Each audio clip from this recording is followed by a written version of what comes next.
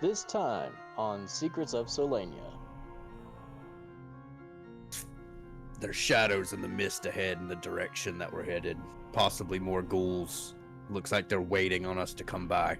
And then he's going to spend the next hour enhancing the earrings if we can just flavor it that way, to give it a +1 to armor. And then he's going to give the earrings to... But I am not human, so I do not feel comfortable disrespecting their own remains. I'll let a human decide that. I'm not human either, but it just seems to make sense. Dump it. So with that information, would we also come across the components for the clone spell? There's something out there. Just there.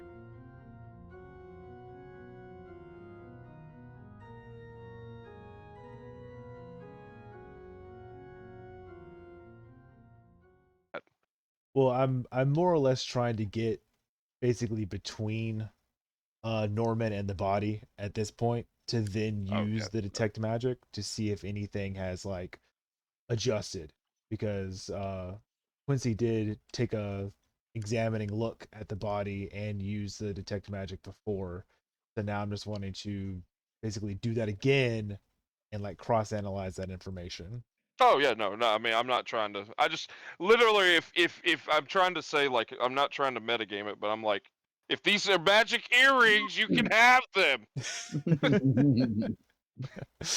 Yeah. I'm trying to say that without saying that. Yeah. So yeah, I'm gonna definitely use the magical awareness to see if they are in fact magical earrings. There's something else on her that's dead. Okay. So which one first, the earrings or her? So yeah, basically he's just gonna stand between the corpse and Norman, use his magical awareness, and then, like I said, cross-analyze that information with the last time that he did this to see if anything has like moved or shifted. Okay. It's just like a long-winded way of saying, are the earrings the magic thing, or is there a different magic thing on the body? The earrings are non-magical, and it seems nothing on the body is magical, but the body does have sort of a glow to it, and the material, the liquid that the body's resting in, definitely seems to have magic in it. Would I be able to tell if it's like It is necromancy. Okay. This kind of be something that Quincy would be muttering under his breath aloud, just being like, huh, interesting. Meanwhile, what is Zergo and Knob? What are y'all two doing? Gotcha. I'm gonna be with Quincy and Norman. Oh, okay. As And Zergo then- reapproaches the caravan, he's just gonna, without looking directly at anybody, he's just gonna be like, there's shadows in the mist ahead in the direction that we're headed. Possibly more ghouls. Looks like they're waiting on us to come by. All right, well, as long as they're staying in the mist, I think we might have a little bit of time to try and figure out who this coffin and corpse belong to. I'm going to go ahead and move it over to Jonik and Moby. Moby hands Jonik a vial of green fluid, and he's like, "Do you have any spells that could detect what this is or tell us anything about it? If not, don't worry. I've got a few tricks of my own." I believe I do not. That's okay. Are you proficient in medical equipment?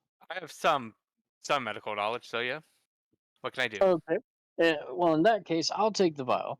You take this flesh sample that I have, and tell me what you can make of it using your equipment to study it, and I will try to figure out what this fluid is doing in there. All right.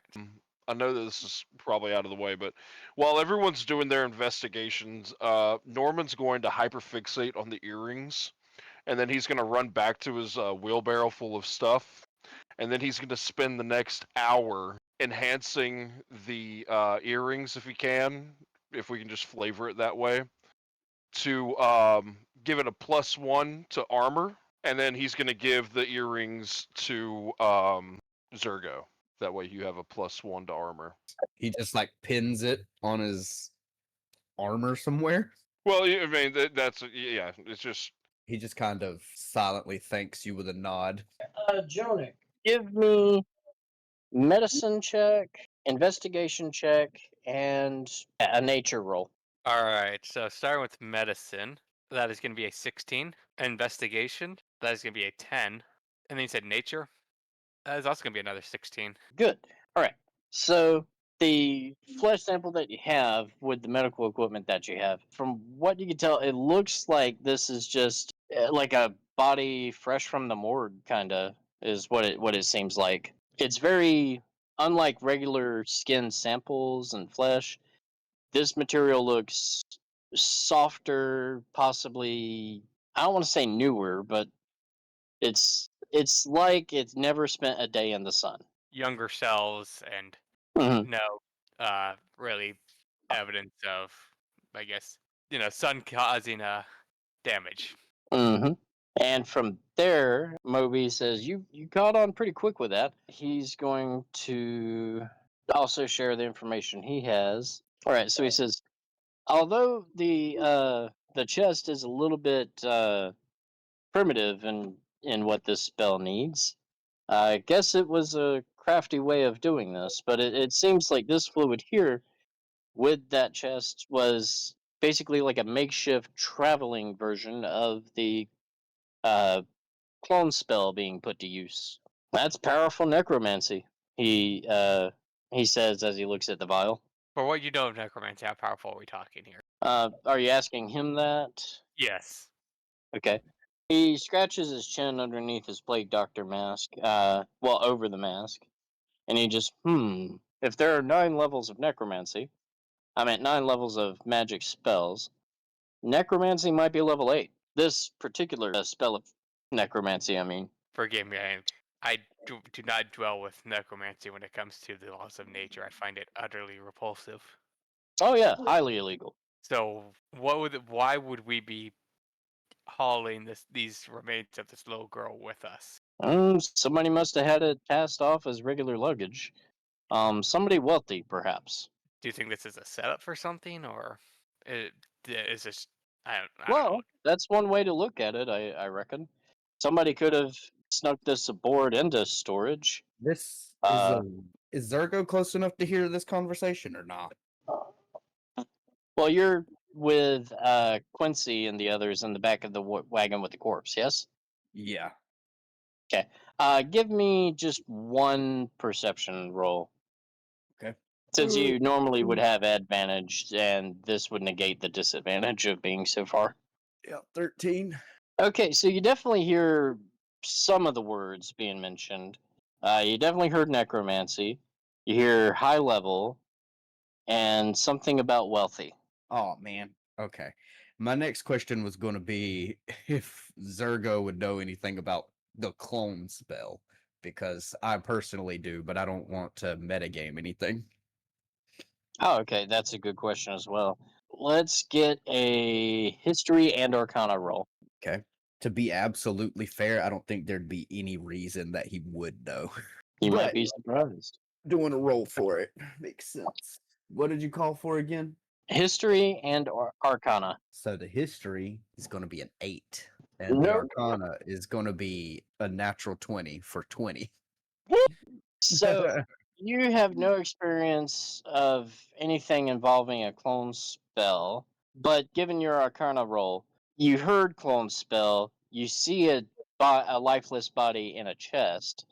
You could assume that this person is a clone, but not know what the clone spell is. Furthermore, you would know that possibly the covens and archcovens that govern Pradia would be absolute experts on this knowledge. However, you also know that they do not like necromancy, at least for the most part, because necromancy itself is supposed to be illegal everywhere. Yeah. So let's get back with Jonik. After hearing all that information, what is Jonik about to do? I'm gonna go back and relay what I learned from Moby with the rest of the party.